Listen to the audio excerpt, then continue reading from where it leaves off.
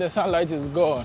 What's good, beautiful people? Welcome back again to our wonderful YouTube channel. So I go by the name Malik Sterling. Yeah, it's been a while since we did this vlogging and all of that. So anyways, in today's video, we're just gonna share some few information I feel like you out there, you need to know. Yeah, I know it's been a minute since, we talked about things to know about Qatar and all of that. But anyways, for quite some time now, we've been talking about work. But what if I tell you we could share some information that can benefit you if you are new in Qatar, especially, So now that we are in the holy month, which is the Ramadan, there are a few things I would want to share with you, So in case you didn't know, Qatar is a very strict country. Even though the World Cup was here, people think things were going to be a little bit flexible here and there. But trust me, this is still Qatar. Qatar I used to know 4 or 5 years ago is still the same now. Just that now we have a lot of, I don't even want to say Western influence. Like people are coming all the way from Europe and all of that to try and change the country. But trust me, Qatar is still going to be Qatar. This is what makes it beautiful. This is what attracts more people. So now that today is 21st of March. I'm recording this video on the 21st of March. So we have literally like 2 days, which is 22nd, 23rd to enter into Ramadan, which is like the fasting, And these informations I feel like you need to know, because today, honestly, the reason why I made my mind to.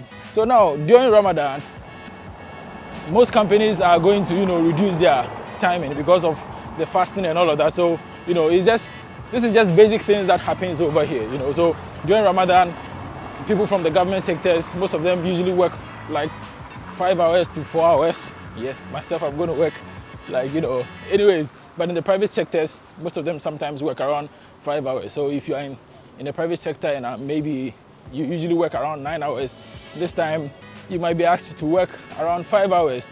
And this is compulsory. This is for everyone. It's not like some people are going to get favored and others are not going to get favored. So yeah, it's just like that. Everyone in the private sector. So private sector could be you working on the construction field, you working in hospitality, hotel jobs here and there. Yeah, definitely you're going to work for like 5 hours. I don't know how they're going to split the timing, but you shouldn't work more than 5 hours. Yeah, so that is just about the work. And also with the metro, people are thinking that maybe because of the working hours, metro working hours might also change. Now, I made some research and the metro timing is pretty much the same. Nothing has changed and nothing is going to change. It's still going to be the same. Just like I was saying, Qatar is an Islamic country by far. And by now, you and I should know that it's an Islamic country. And during the World Cup, they try to make things a little bit softer so foreigners can enjoy the country and make themselves comfortable, make them feel like they are home. So basically that is what they did. And trust me, it worked for them perfectly. It worked for them. So let's see if we can sit somewhere here. And, yeah, just like I was saying, take off my glasses. Yeah, so now real quick. Now, during this Ramadan, these are the things you need to know. These are very, very important things. Now, for example, you cannot eat in public before 6 p.m. It's okay if you're not fasting, or let's say you're not a Muslim and you just want to eat. It's okay, just do it in your room. But you can't be walking outside and be eating publicly and everyone will see you eating. It's like a big offense over here. I remember there was a time, I don't know what exactly I was doing, but where I went, but I was coming back and I was so thirsty. I wasn't fasting. I'm not fasting. So yeah, in an Uber, I was in the back seat. So this is my backpack. I have almost everything in my backpack. So I just opened my bag. I took a bottle of water. I started drinking, and then the driver stopped the car. He was like, "This is big haram. I cannot drink whilst he's fasting." Totally, I respect that. Okay, because it's like a big offense to them, because he has not drank any water for the whole day, and now you try to, drink water in front of him or eat in front of him. So it is totally not allowed, like drinking water in front of them when they are fasting or eating in front of them when they are fasting. It's not allowed. And also there's this thing that someone brought my attention to, like, even though Qatar here, we say relationship is somehow, it's not allowed here. Not somehow, it's not allowed here. Just that you've not been caught doesn't mean it's completely allowed. So maybe you might find yourself a girlfriend or a boyfriend somewhere and you'll be cozy all around the place and the police hasn't or let's say you haven't drawn the attention of the police yet, that's fine. Now, the reason they do all these things is because it's an Islamic country. You can't change this. Qatar will still be Qatar even after 10 years.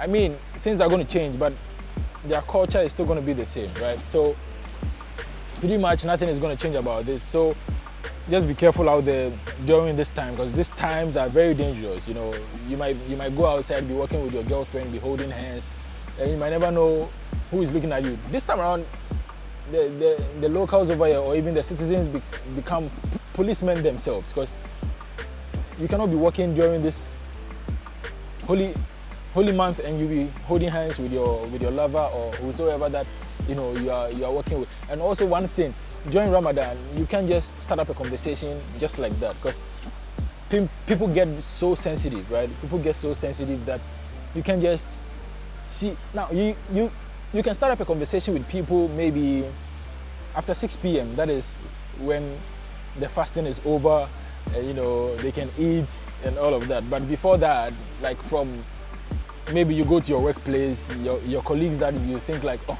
these are my colleagues, we make fun, we joke all the time, and maybe during this time you are trying to start up a conversation, you are trying to make a joke with them, and they are taking offense, they are taking it personal or anything of that sort. You just need to understand, because they are fasting, they are hungry, the little energy that is left within them, they need to preserve it to finish the rest of the day. So sometimes it's just like that. You can't push conversations, you can't force conversations. So yeah, that is all about that. I think this was just going to be like a quick information. So today I came to Musharrif. It's a very beautiful place. Let me flip the camera. So it's a very beautiful place. So sometimes people say Qatar is, you don't have places to go, you don't have places to go chill. This is just Musharrif, and there are seats all over the place where you can sit with your friends, you can just chill. Look at this small waterfall over here, like a fountain, or I don't know how to call it, but it's cool, right?